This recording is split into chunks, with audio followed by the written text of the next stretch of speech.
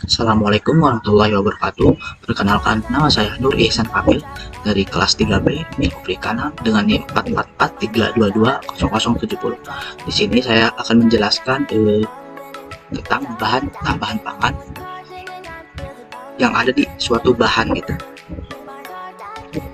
Jadi di sini sebenarnya saya lebih ke konteks pelakuan tepung atau sebetulnya flavor judgment agent gitu. Nah, sebelum memasuki ke perlakuan tepung, kita membahas dulu apa itu bahan tambahan pangan atau disebut dengan BTP. Jadi di sini menurut WHO, BTP adalah bahan yang ditambahkan dengan sengaja ke dalam makanan dalam jumlah tertentu dengan tujuan memperbaiki penampakan, warna, bentuk, cita rasa, tekstur, flavor atau rasa, dan memperpanjang daya simpan. Intinya bahan tambahan pangan itu untuk mempengaruhi sifat atau bentuk pangan dengan menambahkan suatu bahan gitu. Selanjutnya adapun fungsi bahan tambahan pangan, yaitu yang pertama untuk mengawetkan makanan, dan yang kedua untuk mencegah terjadinya reaksi kimia yang dapat menurunkan mutu pangan, dan yang ketiga membuat makanan menjadi enak, renyah, serta lebih enak dikonsumsi, dan yang terakhir itu untuk memberi warna dan meningkatkan kualitas pangan. Adapun penggolongan bahan tambahan pangan itu ada dua. Yang pertama ada alami dan yang kedua itu sintetis. Jadi alam itu merupakan bahan tambah pangan yang lebih aman, mudah didapat, tetapi dia relatif kurang stabil dan perlu jumlah yang banyak. Contohnya itu ada gula, garam, bawang putih, tomat kunyit, jahe, merica, dan lain-lain. Sedangkan yang kedua itu ada sintetis. Jadi sintetis ini merupakan bahan tambah pangan kimia yang lebih stabil, jumlah pengguna sedikit, dan menimbulkan efek samping. Contohnya ada sakarin, siklamat, asam askorbat, asam asetat, glasial, dan lain-lain. Oke, selanjutnya itu.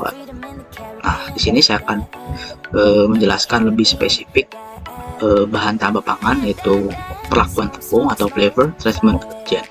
Jadi perlakuan tepung atau FH ini merupakan bahan tambahan pangan yang ditambahkan pada tepung untuk memperbaiki warna, mutu adonan atau pemanggangan, termasuk bahan pengembang adonan, pengucat, dan pematang tepung.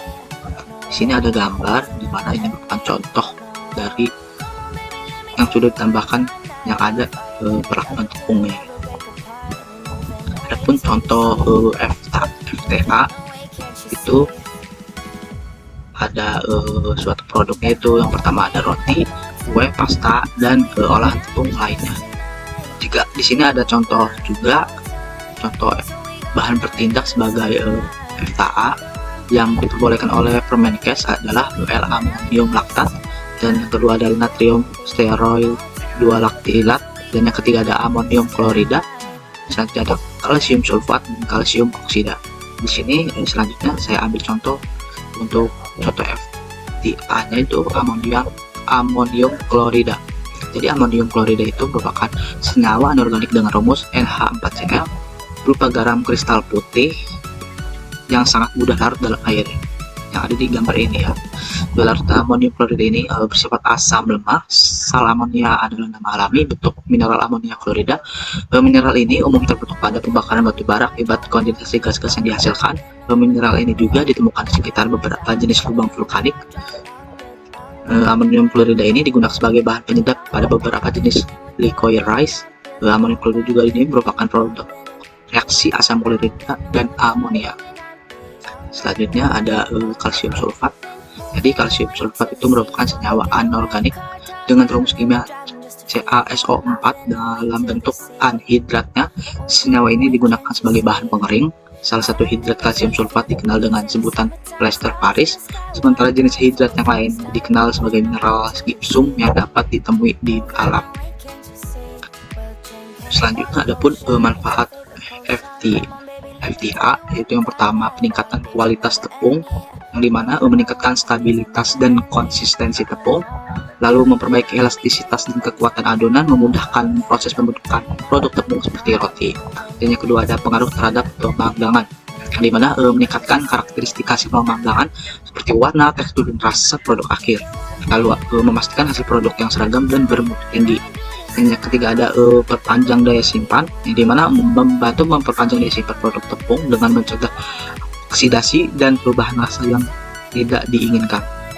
Selanjutnya yang keempat itu ada peningkatan volume produk, yang dimana menyumbang pada peningkatan volume roti dan produk tepung lainnya, lalu meningkatkan daya kembang adonan. Dan yang kelima ada regulasi kadar air, yang dimana menjaga kadar air yang tepat dalam tepung mempengaruhi hasil akhir produk. Lalu yang keenam itu peningkatan karakteristik organoleptik, yang dimana meningkatkan warna, aroma, dan cita rasa produk tepung. Dan yang ketujuh efisiensi produk, membantu dalam proses produksi dengan meningkatkan konsistensi dan kinerja adonan. Dan yang kedelapan ada ketahanan terhadap pemrosesan, itu untuk menjaga stabilitas adonan selama proses produksi, masuk penanganan dan pengangkutan. Oke, itu ini materi daftar pustaka sumber yang telah saya temui. Dan mungkin itu saja pemaparan materi pada kali ini tentang bahan tambahan pangan, yaitu perlakuan tepung, flour treatment again pada hari ini. Kurang lebih mohon maaf, bila ada kesalahan mohon dimaafkan. Assalamualaikum warahmatullahi wabarakatuh.